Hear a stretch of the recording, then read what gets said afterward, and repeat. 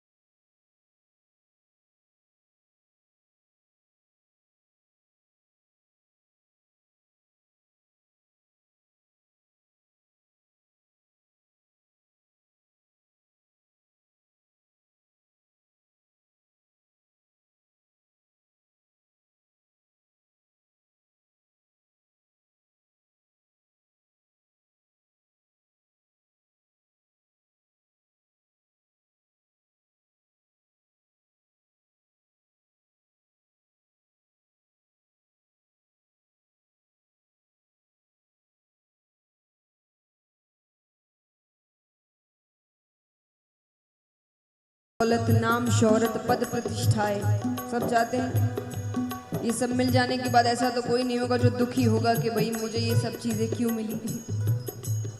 सभी प्रसन्न रहेंगे या इसकी चाहत सभी रखेंगे। तो भगवान कहते हैं मैं सब देने को तैयार हूं। यानी देने का अर्थ यानी ऊपर से नहीं बरसेंगे, भगवान मौके देंगे आपको, जिसका अगर आपने सही उपयोग किया तो सब कुछ मिल जाएगा।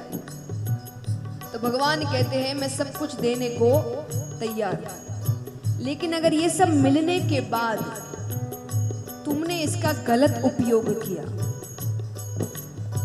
तुमने इन सब का निरादर किया, तुमने इसका दुरुपयोग किया,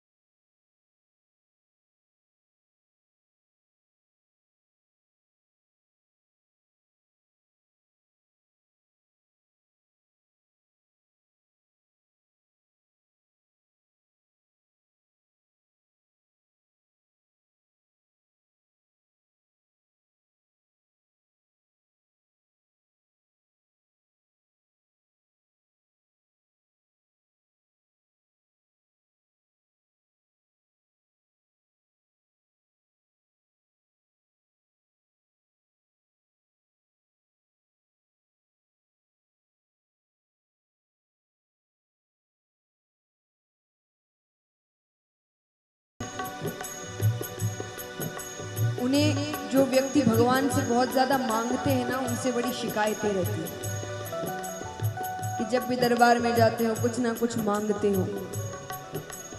मैं कहती हूँ क्या गलत करते हैं? इनसे नहीं तो किससे मांगेंगे?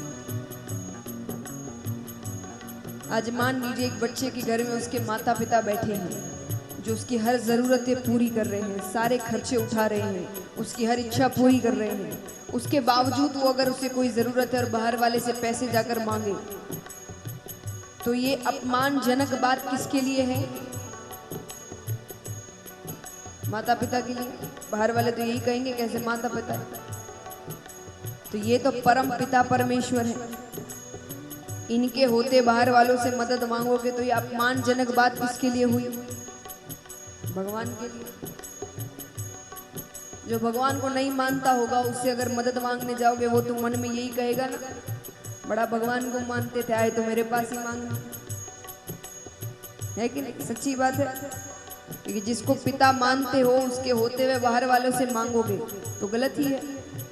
तो अगर इनसे मांगते हैं तो क्या गलत करते हैं? जितना मांगना होगा सिर्फ इनसे ही मांगेंगे हर बार, तो मांगिए, लेकिन अपनी हर इच्छा के बाद एक वाक्य जोड़ देना, अगर आपको सही लगे तो। क्योंकि हम और आपने भविष्य नहीं देखा, उन्होंने देखा है, उनको पता है भविष्य में क्या सही है क्या नहीं है। कई बार ऐसी चीजें मांगते हैं जो भविष्य में अच्छी नहीं होती, मिलने के बाद समझ में आता है। तो हर इच्छा के बाद जोड़ देना, अगर आपको सही लगे तो फिर अगर इच्छा पूरी भी नहीं हुई तो कभी भी दुखी नहीं होगी। यही सोचोगे कि जरूर अच्छा नहीं था इसलिए भगवान।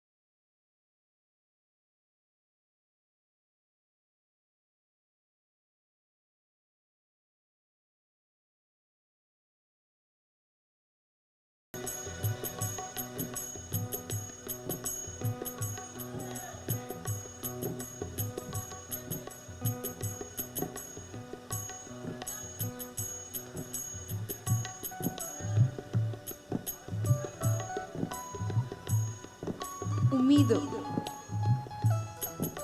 ज्यादा ज्यादा क्या उम्मीदें रखने से उम्मीद आपको दुखी करती है। आपने किसी से कोई उम्मीद रखी, वो उस उम्मीद पर खरा नहीं उतरा, आप दुखी हो गए। आपने किसी पर भरोसा किया, उसने आपका भरोसा तोड़ दिया, आप दुखी हो गए। आपने किसी से बहुत प्रेम किया, उसने बदले में उतना प्रेम, आप दुखी हो गए। तो हमारी उम्मीदें हमारे दुखों का कारण होती है। अब मान लीजिए आपने कोई व्यक्ति है, उससे कोई उम्मीद ही नहीं रखी होगी, कोई उम्मीद नहीं रखी, और उसने कुछ गलत कर दिया, तो आप दुखी होंगे? क्यों नहीं होंगे? कितना सरल जीवन होगा सोचिए। कोई कुछ गलत करे भी, वो आके आपसे माफी भी मांगे कि भाई मैंने गलत किया, आप उम्मीद भी नहीं रखी थी, कोई बात नहीं। कितना सरल जीवन है। तो उम्मीद किसी से मत रखो, क्योंकि जब पता है अंत में धोखा ही खाना है, ये सच्चाई है जीवन की। आपको जीवन में हर बार, मतलब एक बार हर व्यक्ति धोखा देगा, हर व्यक्ति एक ना एक बार धोखा देगा, सिवाय एक के। धोखा यानी हर बार यही नहीं होता कि सामने वाला कुछ गलत कर जाए। ऐसे कई रिश्ते होते हैं जो आपको धोखा नहीं देते, खास करके माता पिता होते हैं। लेकिन धोखा यानी, अब मान लीजिए आपने कोई उम्मीद रखी, एक उम्मीद ये भी हो सकती है ना कि उनका जीवन इतने समय तक रहेगा, आप उन पर निर्भर हो, उनका जीवन ही धोखा दे जाएगा, तब अब रह नहीं पा रहे, अपने पैरों पर खड़े नहीं हो पा रहे, कुछ कर नहीं पा रहे। क्यों? क्योंकि निर्भर तो उस व्यक्ति पर थे। तो धोखा सिर्फ ये नहीं कि कोई बदमाशी से धोखा दे, कभी परिस्थिति धोखा दे जाए, कभी व्यक्ति धोखा दे जाए, कभी जीवन धोखा दे जाए, कभी समय धोखा दे जाए, यानी धोखा तो मिलेगा। तो उम्मीदें किसी से मत रखो, सिर्फ एक से रखो, क्योंकि वो व्यक्ति कभी धोखा नहीं देता आपको, वो आपका साथ कभी जीवन में नहीं छोड़ेगा। ये बात हमेशा याद रखें। जो भगवान को सच्चे मन से मानते हैं ना, वो व्यक्ति कभी टूटता नहीं है। ये आप लिखवा लीजिए, वो कभी नहीं टूटेगा, वो कभी नहीं हारेगा, वो कभी कोई गलत कदम नहीं उठाएगा, क्योंकि उसको भरोसा ऐसे पर है जो जीवन में सब कुछ कर सकता है। बाकी हर किसी के हाथ में हर चीज होती नहीं ना, कि बात तो कह दे पर वो कर पाएगा कि नहीं किसी को नहीं पता, पर ऐसा कोई कार्य नहीं है जो वो ना कर सके।